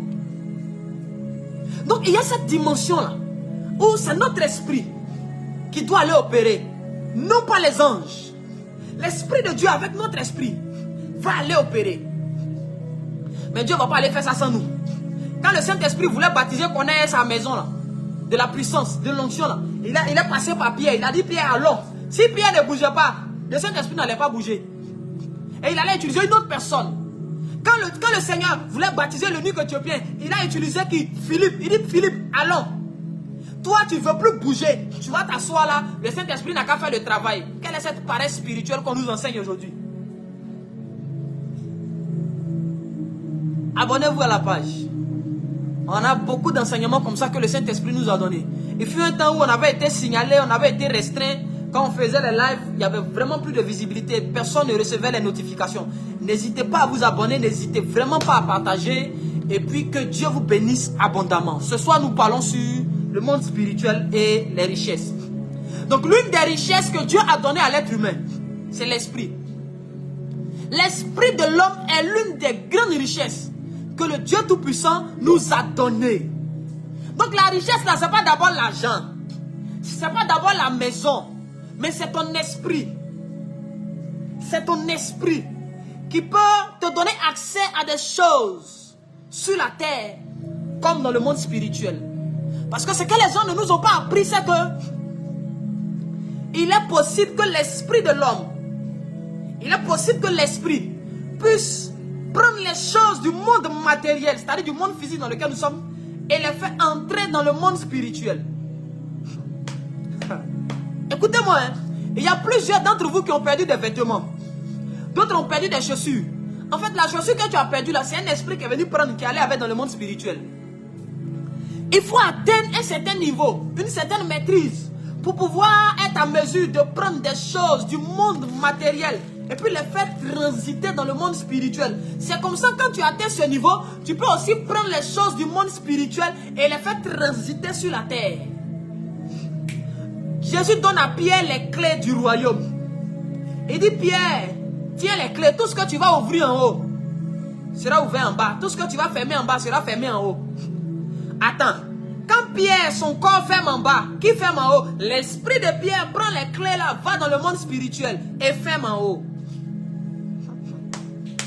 Ton problème c'est que tu ne poses l'action que Dieu te dit de poser dans une seule sphère sur la terre, mais tu ne poses pas l'action dans le monde spirituel. Or, autant tu dois comprendre que le ciel et la terre, le monde spirituel et la terre vont de pair. Ils vont dans le même sens. Quand quelque chose est établi dans l'un des domaines et que ce n'est pas fait dans l'autre domaine, il y a déséquilibre. C'est pourquoi quand tu es riche, quand tu rêves que dans ton songe, tu as beaucoup d'argent, puis sur la tête tu es pauvre, il y a un déséquilibre. Tu dois être à mesure de prendre la richesse du monde spirituel, de la faire transiter dans le monde physique, afin que ton corps qui est sur la terre puisse aussi bénéficier des choses spirituelles que ton esprit a reçues là-bas. Beaucoup d'enfants de Dieu, quand ils rêvent, ils se voient en Europe. Quand ils rêvent, ils se voient, il a l'argent, il est en train de travailler. Mais quand il se réveille, il n'a pas de travail. Il n'a pas d'enfant. Tu dors, tu as les enfants. Mais quand il te réveille, tu n'as pas d'enfant. Tu n'es pas encore arrivé à cette dimension de faire transiter les richesses du monde spirituel et de les envoyer sur la terre des hommes. On dit notre Père qui est aux cieux, que ton règne vienne. C'est-à-dire que ton règne qui est dans les cieux soit établi sur la terre des hommes. Donc un enfant de Dieu ne peut être établi sur la terre que lorsque son esprit est établi dans le monde spirituel. Écoutez-moi bien. Le temps est arrivé où Dieu veut t'établir et spirituellement et physiquement. Parce que toi qui as été établi physiquement, si tu n'as pas été établi spirituellement, tu n'auras pas l'impact qu'il faut. Tu n'auras pas l'impact qu'il faut. Je vois Christian Mena qui demande comment poser l'action dans le monde spirituel. Il faut d'abord que tu aies la maîtrise de ton esprit. Quelqu'un dit, ils ont volé mes bagages en songe. Après, j'ai revu mes bagages. Que Dieu vraiment soit avec toi. Pour ne plus qu'on puisse te ravir tes bagages. Pour ne plus qu'on puisse te voler tes bagages. C'est pourquoi je dis, quand tu fais un songe et puis tu te rends compte qu'on t'a volé quelque chose, Dieu a voulu te prévenir des réalités du monde spirituel. Parce que celui qui n'a pas la maîtrise de son esprit est un aveugle, est un sourd. Il a perdu tous ses sens. Il ne sait pas ce qui se passe autour de lui. Quelqu'un qui n'entend pas, qui ne peut pas sentir, qui ne peut pas voir, qui ne peut pas parler, il a des besoins qu'il ne peut exprimer. Il a des désirs qu'on ne peut comprendre. Les autres parlent, il n'entend pas. Lui aussi, il ne peut pas parler, il va entendre. Il est devenu comme inutile. Et beaucoup sont comme ça dans le monde spirituel. Sur la terre des hommes, ils parlent beaucoup. Ils parlent, mais dans le monde spirituel, il est inutile. Quand Dieu même le regarde, Dieu ne peut pas l'utiliser. Quand tu atteins cette dimension de maîtrise de ton esprit, le Saint-Esprit maintenant peut utiliser ton esprit. Comme ça, plusieurs personnes vont faire des songes. Ils vont te dire, non, je t'ai vu en songe. Je t'ai vu en songe, tu es venu me parler, tu m'as donné tel message. Je t'ai vu en songe, j'étais en train de prier. Je t'ai vu en songe, j'étais en train de te battre pour moi. J'étais en prison, on me poursuivait, tu es venu m'aider.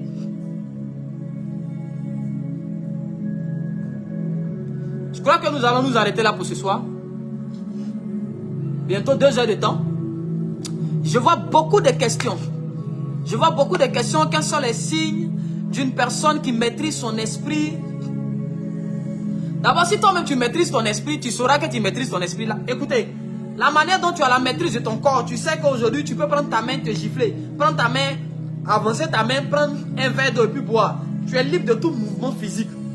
Tu contrôles tes mains, tu contrôles tes pieds, tu peux marcher, aller où tu veux, emprunter un véhicule, voyager, emmener ton corps où tu veux. C'est comme ça. C'est pareil. C'est pareil. La manière dont tu as la maîtrise de ton corps, c'est comme ça quand tu maîtrises ton esprit. C'est la même chose. Aujourd'hui, je peux décider d'acclamer. Ça, c'est mon corps parce que je le maîtrise, je peux acclamer. Mais c'est de cette même manière, si je veux que mon esprit acclame, si je maîtrise mon esprit, je peux faire acclamer mon esprit. Le problème, c'est que certaines activités de l'esprit ne sont pas visibles par les yeux du corps, seulement que par les yeux de l'esprit. Donc, le corps a ses yeux, a ses membres, ses oreilles et autres. C'est comme ça l'esprit de l'homme a ses yeux, ses oreilles et autres. La différence, c'est que l'esprit de l'homme a la capacité de faire des transactions, de faire des allers-retours du monde spirituel comme dans le monde physique. Que Dieu vous bénisse abondamment. Ça a été un honneur pour moi d'avoir été le canal de cette sagesse, de cette connaissance que le Saint-Esprit a bien voulu nous enseigner, nous accorder ce soir. J'espère qu'on a liké, j'espère qu'on a partagé dans plusieurs groupes, j'espère qu'on s'est abonné à la page pour plusieurs enseignements du même calibre. Il y en a beaucoup que Dieu a donné, Et vraiment, on attendait que la page soit vraiment débloquée pour relancer ce genre d'enseignement. Que Dieu vous bénisse abondamment. Je prie ce soir, là où Satan était en train de t'empêcher d'avoir le contrôle de ton esprit, que le Saint-Esprit vienne et que l'Esprit de Dieu puisse chasser les esprits mauvais qui t'empêchaient d'avoir cette prise de conscience de la capacité de ton être spirituel. Que le Saint-Esprit vienne à compter de cet instant, vienne maintenant t'initier, vienne t'enseigner les choses de ton esprit, la maîtrise de ton esprit. Que tu ne sois plus ignorant, que tu ne sois plus invalide spirituellement, que tu ne sois plus invalide spirituellement, que tu ne sois plus inutile spirituellement, mais que Dieu fasse de toi un esprit utile dans sa maison, un esprit utile dans le quartier, un esprit utile dans la nation. Que tu sois utile entre les mains de Dieu, que tu sois utile avec le Saint-Esprit. Pour que tu sois collaborateur de Dieu, il faut que ton esprit soit éveillé, que le Saint-Esprit vienne éveiller ton esprit, que le Saint-Esprit vienne éveiller ton esprit. Ce soir, je prie que la double faveur localise chaque vie, chaque famille. Là où il y avait des blocages, des difficultés dans ta vie, je déclare au nom de Jésus, par la puissance du Saint-Esprit, que ces choses soient ôtées sur le chemin de ta destinée. Que rien sur la terre ne te retienne, que rien dans les cieux ne te retienne. Au nom de Jésus, que les chaînes qui liaient ton esprit dans le monde spirituel soient brisées à partir de ce soir. Que tout ce qui avait été déclaré impossible à ton corps, je déclare cela possible par la puissance du Saint-Esprit. Que toute limitation qui avait été imposée à ton être spirituel comme à ton être physique soit brisée ce soir. Au nom de Jésus, je prends autorité et j'anéantis toutes les paroles négatives qui combattent ta relation avec le Saint-Esprit. Dans le nom puissant de Jésus-Christ de Nazareth, j'anéantis le pouvoir des mauvaises paroles sur ta vie. J'anéantis le pouvoir des mauvaises pensées sur ta vie. J'anéantis le pouvoir des mauvais sentiments sur ta vie. J'anéantis le pouvoir des mauvaises émotions sur ta vie. Au nom de Jésus, que toute atmosphère défavorable à ta destinée ce soir soit changée par la puissance de Dieu. Je prie en cet instant que tout voile qu'on avait jeté sur ta destinée soit déchiré dès cet instant même. Au nom de Jésus-Christ de Nazareth, je proclame ce soir la délivrance dans ton camp, la délivrance de tes enfants, la délivrance de ta famille, la délivrance de ton foyer, la délivrance de ton étoile. Au nom de Jésus-Christ. Que le Saint-Esprit étende la main sur toi et qu'il t'emmène en eau profonde. Que de face de toi un maître, que de face de toi une maîtresse. Que de face de toi quelqu'un qui maîtrise son esprit autant qu'il maîtrise son corps. Que la grâce de Dieu te localise. Un conseil, n'abandonne jamais le Seigneur. Quoi qu'il arrive, reste fidèle à Jésus. Quoi qu'il se fasse, reste fidèle à Jésus. Et dit le temps vient où les véritables adorateurs vont adorer en esprit et en vérité. Le temps est en train de venir où les maîtres spirituels. On n'est pas maître spirituel parce qu'on a bâti 14 églises. On n'est pas maître spirituel parce qu'on a 150 membres qui nous suivent. On est maître spirituel parce qu'on a la maîtrise de son esprit. Et à partir de cette capacité, de cette maîtrise de notre esprit que nous avons, on peut devenir protecteur de l'esprit de plusieurs personnes qui nous entourent et qui sont liées à notre vie et à notre ministère. C'est pourquoi on dit le bon berger, il veille sur les brebis. Lorsqu'une brebis est égarée, il laisse les 99 autres et puis il s'en va chercher la brebis. En d'autres termes, personne ne peut quitter ton assemblée physiquement sans que la personne ait quitté ton assemblée spirituellement. Lorsque le corps se détache de toi, c'est que l'esprit avait été au préalable détaché de toi. Je vais m'arrêter là pour ce soir et puis nous allons reprendre en cours de semaine. Nous allons reprendre par la grâce de Dieu le mercredi. Le mercredi, nous serons en live. Demain, nous ne serons pas en live.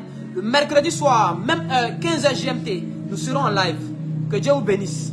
Que la grâce de Dieu soit encore sur vous. N'hésitez pas à liker. N'hésitez pas à mettre des cœurs. N'hésitez pas à partager encore dans plusieurs groupes. WhatsApp, que ce soit des groupes Facebook, peu importe. Likez, partagez et n'hésitez pas à vous abonner. Que Dieu vous bénisse. Ça a été un honneur pour moi de vous servir ce soir. Continuez de prier et restons ensemble. Que Dieu vous bénisse. Shalom, peuple de Dieu.